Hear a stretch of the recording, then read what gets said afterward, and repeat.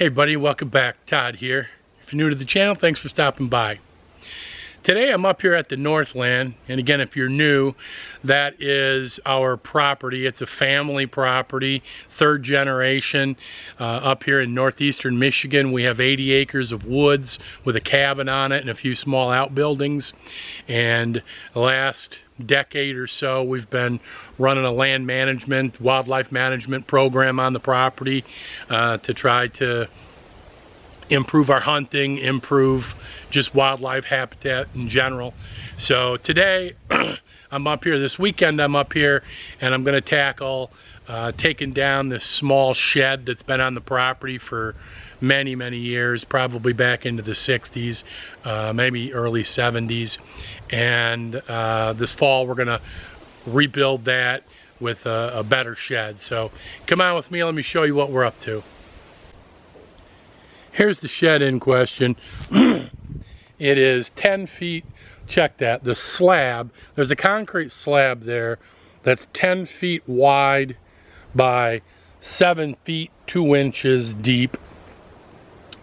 And this metal shed's been on it for, let's just say, a long time.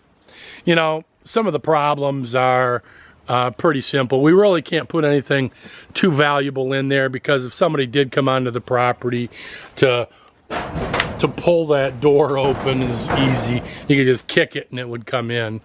Not to mention the fact that this is so short, everybody hits their head on this thing right here. Once you're inside, it's not a whole lot better. Just to get the rakes and stuff like that out of there can be a struggle. There's a bunch of old stuff in here. These are actually the shutters, if you will, that go on the cabin. Cabin's back this way. Back in the day, they would put those shutters on there, or not really shutters, they're covers on the windows when they'd leave. The windows have all been replaced, and at this point, those things won't fit anything. They're just here. So we just have a whole bunch of crap that we've collected. You can't really put shelving in it. If you come inside, you could probably see the daylight down there, right? So to say that this thing's not watertight's an understatement. I mean, you got daylight all the way around it. You got daylight coming in up there at the eaves, daylight in the back corner over here. So yeah, what we really need is to have a good weather-tight, usable shed. Let me show you around back. Here's out behind the shed. We've collected just a whole bunch of scrap crap over the years. A big bunch of this is from a collapsed shed that the previous generation put up a shed similar to this, where this building was, and the snow loads up here in northeastern Michigan collapsed it within a year or so. Gonna have to cut this tree back to make room for the new building. I'm gonna go ahead and build it on the slab, so you know it's still gonna be small, but I can certainly come up, you know, 8-foot ceiling height in the front and maybe 6 foot in the back. So again, just want to get this thing out of here. Got some room, got some work to do on the grade too. Let me spin it around and show you here. If you check out the grade. Now this barn was, I'll get over here out of the sun. This barn, pretty good sized building, was brought in on skids and delivered. And when they did that, they just went ahead and leveled it out, but all the dirt that came out from leveling it's right there, you got a big hump. So obviously the water's coming off that gambrel roof, coming down here, and it's running into this hole right here. This thing doesn't have much of an overhang on it, so all the water's just falling down, hitting the concrete, which is wider than the bottom of the building, and it's, you know, going back inside the building. That's why anything that is on the floor we got up on boards or whatever. So The goal here would be to build it to the actual size of the slab, and then I could get the tractor out here once I take the building down, and we'll grade it so that we've got water running away from the slab, and the new building will have overhangs on it.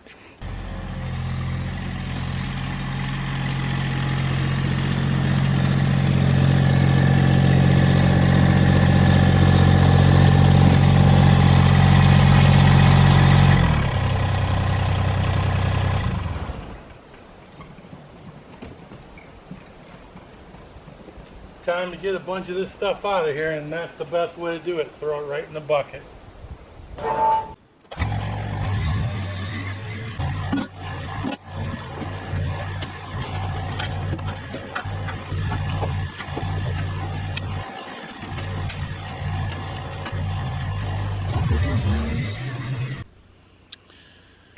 Good morning. It is day 2. And I'm going to embark upon the tree trimming this morning.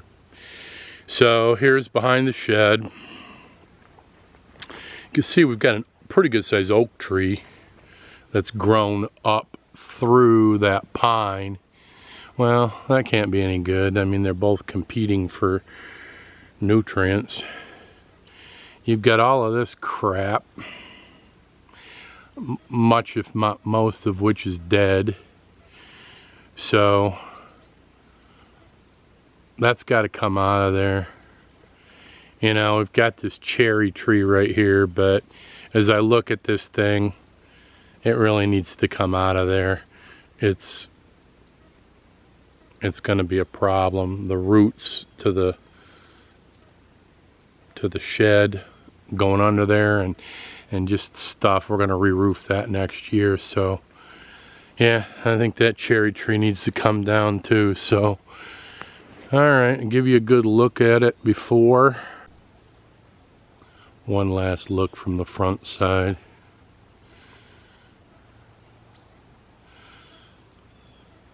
Here's a progress report. Well, I have the shed moved off of its slab. You can see that I've got that opened up pretty good using the pole saw.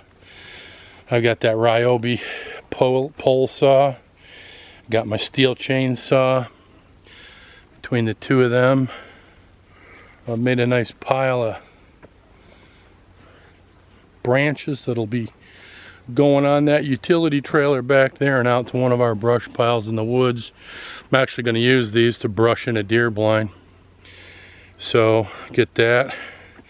Got a little bit of oak firewood, that oak tree that was growing up through there. Boy, you pull that oak tree down and get it out of there, opens that up a lot. So still have some work to do, but I've got that out of the way. Had a neighbor stop over, did some mobile welding for me, and he's going to take the shed, so that works out great. I don't have to collapse it. Happens to be he's going to take all that scrap for me too, so that'll work out as a win-win. Okay, I'll be back later when got this all cleaned up. That is going to be a wrap. You can see that I removed the tree stump.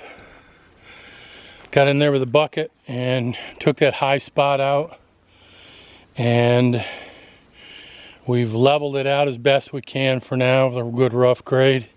Tracked it all in with the tractor so it's packed down. We got some rain on the way in the next couple of days. That rain will go a long ways to help and pack it down. So